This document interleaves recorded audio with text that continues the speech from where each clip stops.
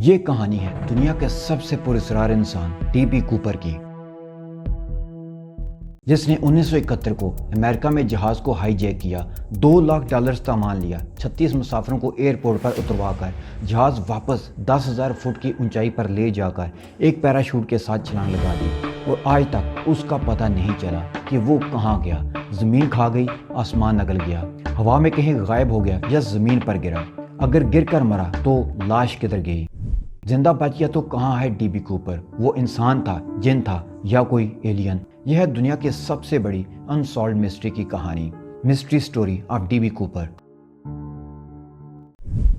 1971 کی ایک ٹھنڈی اور دھند سے ڈکی شام تھی۔ لوگ تھینکس گیونگ کی تیاری میں مصروف تھے، ہر چہرے پر مسکراہٹ، ہر دل میں سکون۔ لیکن اس دن امریکہ کی فضا میں ایک ایسا واقعہ ہونے والا تھا جو آنے والی دہائیوں تک معمہ بنا رہے گا۔ 24 نومبر 1971 کو ایک اجنبی شخص نے امریکی شہر پورٹلینڈ، اوریگن کے ایئرپورٹ سے نارتھ ویسٹ ایئر لائن کی فلائٹ 305 کا ٹکٹ خریدا۔ وہ سیاٹل سے رینو جا رہا تھا۔ اس شخص نے اپنا نام بتایا، ڈین کوپر۔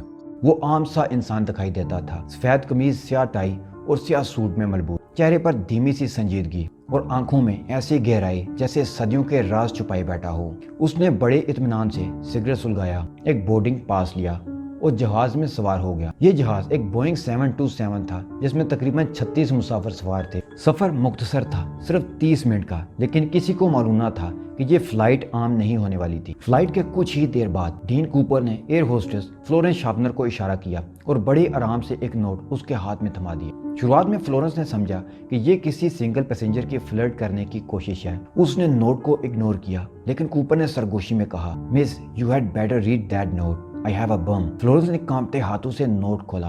اس میں صاف لکھا تھا کہ اس کے پاس ایک بم ہے، وہ پلین ہائی جیک کر رہا ہے، اور اگر اس کی ڈیمانڈز پوری نہ کی گئی تو وہ بم دھماکہ کر دے گا۔ خوفزدہ فلورنس اسے کچھ پوچھنے لگی تو کوپر نے اپنا بریف کیس کھولا اور صرف جھلک دکھائی۔ ریڈ رنگ کی 6 لاٹھیاں، تاریں اور ایک بیٹری، بالکل کسی فلمی منظر جیسا۔ لیکن یہ فلم نہیں تھی، یہ حقیقت تھی۔ کوپر نے پائلٹ کو میسج بھجوایا، مجھے $2 لاکھ کیش، 4 پیراشوٹ، اور جیسے ہی ہم سیاٹل پہنچے تمام پیسنجر سیفلی نیچے اتارے جائیں۔ اگر کسی نے ہوشیاری دکھائی تو نتیجہ خطرناک ہوگا۔ پائلٹ نے ایئر ٹریفک کنٹرول سے رابطہ کیا اور جلد ہی FBI کو بھی اطلاع دے دی۔ لیکن کوپر مکمل طور پر پرسکون تھا۔ وہ سگریٹ پیتا رہا، بوربن کا گلاس منگواتا رہا اور کھڑکی سے باہر آسمان کی طرف دیکھتا رہا۔ جیسے ہی جہاز سیاٹل پہنچا، اس کی ڈیمانڈز کے مطابق تمام پیسنجرز اتار دیے گئے، صرف سٹاف اور کوپر جہاز میں باقی رہ گئے۔ جہاز میں اب صرف پائلٹ، کو پائلٹ، ایک ایئر ہوسٹس اور وہ خود باقی رہ گئے تھے۔ اس کے بعد کہانی نے وہ رخ لیا جسے سن کر آج بھی دنیا حیران ہے۔ پھر کوپر نے پائلٹ کو حکم دیا، جہاز کو دوبارہ اڑاؤ، سمت ہوگی میکسیکو کی طرف، لیکن اونچائی صرف 10,000 فٹ اور سپیڈ کم سے کم، لینڈنگ گیئر نیچے رکھنا اور سیڑھیاں بھی تھوڑی سی کھلی رکھنا۔ یہ ایک عجیب آرڈر تھا کیونکہ اس سے جہاز کے پیچھے موجود سیڑھیوں سے چھلانگ لگانا پاسبل ہو سکتا تھا، مگر اس اونچائی اور رفتار میں کیا واقعی کوئی شخص یہ کر سکتا ہے؟ جہاز رات 7:40 پر دوبارہ اڑا اور اندھیرے، طوفانی بادلوں اور ٹھنڈی ہواؤں کے درمیان اپنا سفر شروع کیا۔ کچھ دیر بعد رات 8:13 پر جہاز کو ایک ہلکا سا جھٹکا محسوس ہوا، جیسے کسی نے سیڑھیوں پر قدم رکھا ہو یا کچھ نیچے گرا ہو۔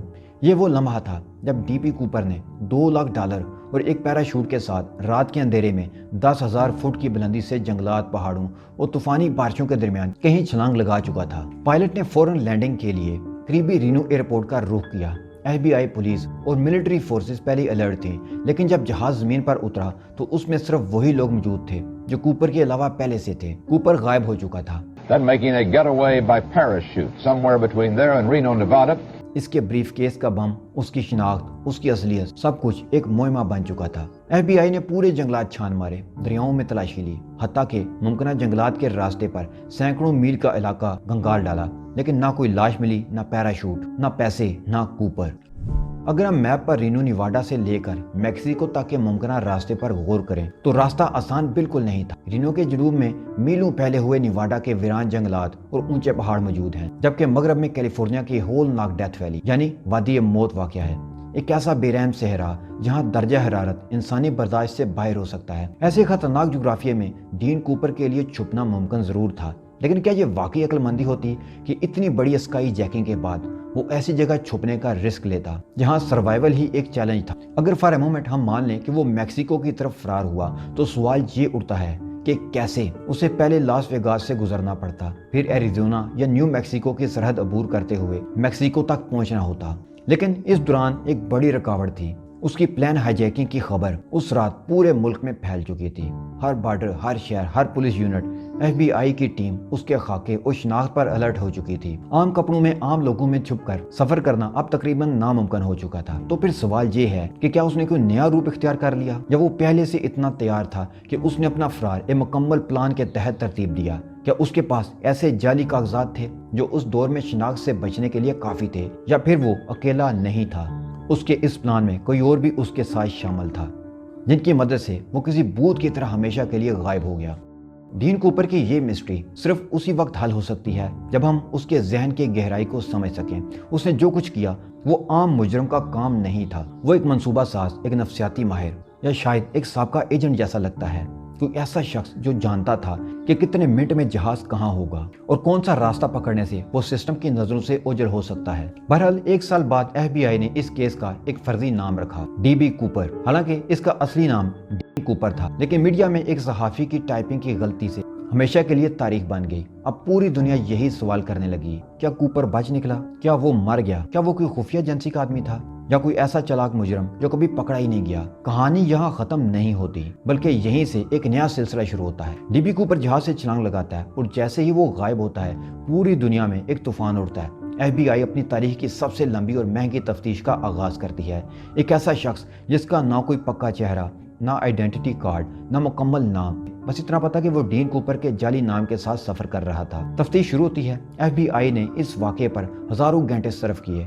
800 مشتبہ افراد کو گرفتار کیا گیا، جن میں سابق فوجی، اسکائی ڈائیورز، ذہین مجرم اور یہاں تک کہ سابق سی آئی اے ایجنٹس تک شامل تھے، مگر کوئی بھی ایسا نہ ملا جو پوری طرح ڈین کوپر ہو سکتا۔ پھر 1980 میں ایک 8 سالہ بچہ امریکی ریاست واشنگٹن کے کولمبیا دریا کے کنارے ریت میں کھیل رہا تھا۔ اچانک اسے ایک پلاسٹک بیگ میں لپٹے ہوئے پرانے نوٹوں کے بنڈل ملے۔ یہی وہ نوٹ تھے جو ڈین کوپر کو تاوان میں دیے گئے۔ ایف بی آئی نے سیریل نمبر سے تصدیق کی، یہ وہی رقم تھی، مگر یہ نوٹ دریا تک پہنچے کیسے؟ کوپر خود کہاں گیا؟ کیا وہ یہاں سے گزرا تھا؟ اسی مسٹری کو سالو کرنے کے لیے سینکڑوں افراد پر شبہ کیا گیا، لیکن کچھ مشتبہ افراد ایسے ہیں جن کے گرد کہانی کافی گہری ہوتی گئی۔ ان افراد کی زندگی، مہارت اور ماضی ایسے تھے کہ بظاہر لگتا تھا جیسے وہی کوپر ہو سکتے ہیں، مگر ہر بار حقیقت ایک موڑ لے لیتی۔ آئیے ان میں سے چند افراد کو دیکھتے ہیں۔ 1971 کی ہائی جیکنگ کے صرف 5 ماہ بعد بالکل سیم واقعہ پیش آیا۔ رچرڈ میکوائے نامی ایک شخص نے یونائٹڈ ایئر لائنز کے ایک بوئنگ 727 طیارے کو ہائی جیک کر لیا۔ اس نے بھی وہی طریقہ اپنایا جو کوپر نے اپنایا۔ پائلٹ کو پیچھے جانے کو کہا، چھلانگ لگانے کے لیے پیراشوٹ مانگا اور جہاز کے پچھلے حصے سے کود گیا، مگر قسمت نے اس کا ساتھ نہیں دیا۔ کچھ دنوں بعد وہ پکڑا گیا اور اسے 45 سال کی سزا سنا دی گئی۔ لیکن بعد میں میکوائے نے جیل سے فرار ہونے کی کوشش کی اور اسی ناکام کوشش کے دوران وہ مارا گیا۔ بہت سے لوگوں کا خیال ہے کہ میکوائے ہی کوپر تھا، کیونکہ ان کی واردات کا طریقہ کار، شکل اور مہارت سب ملتے تھے۔ لیکن ایف بی آئی نے ڈی این اے شواہد کی بنیاد پر اس امکان کو رد کر دیا۔ ان کے مطابق ڈی این اے میچ نہیں ہوتا، یہ کوپر نہیں ہو سکتا۔ کینٹ کرسچنسن ایک سابق پیرا ٹروپر تھا جس نے بعد میں ایک ایئر لائن میں ملازمت اختیار کی۔ وہ اسکائی ڈرائیونگ کا ماہر تھا اور عمر، قد، رنگت کوپر کے خاکے سے ملتی جلتی تھی۔ اس کے بھائی نے دعویٰ کیا کہ کینتھ نے اپنی زندگی میں مشکوک دولت جمع کی ہے، اور مرنے سے پہلے اس نے کچھ ایسے الفاظ کہے جو راز چھپانے کی طرف اشارہ کرتے ہیں۔ اس بنیاد پر کئی لوگوں نے کہا کہ یہی اصلی کوپر تھا، لیکن ایف بی آئی نے اس دعوے کو بھی مسترد کر دیا اور کہا کہ کوئی سالڈ پروف موجود نہیں جو کینتھ کو کوپر ثابت کرے۔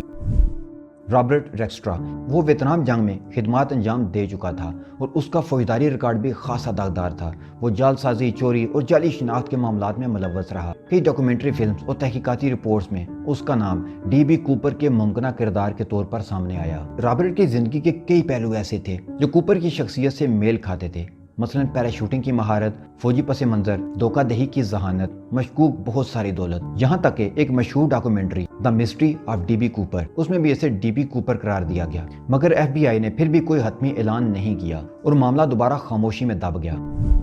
کیا یہ صرف حادثاتی ریسمبلنس تھی یا ان میں سے ہی کوئی کوپر تھا؟ ہر شخص میں کچھ نہ کچھ ایسا تھا جو کوپر بننے کے لیے کافی تھا، مگر کوئی ثبوت ایسا نہ تھا جو فیصلہ کن ہو۔ بعض لوگوں کا ماننا ہے کہ ایف بی آئی کو معلوم تھا کہ ڈی بی کوپر کون ہے اور شاید انہوں نے اسے پکڑ بھی لیا، لیکن انہوں نے اسے اپنے خفیہ مقاصد کے لیے راز میں رکھا۔ یہ بھی ایک مفروضہ ہے، سچ کیا ہے معلوم نہیں۔ بہرحال ایف بی آئی نے 45 سال سے زیادہ اس کیس پر تحقیق کی۔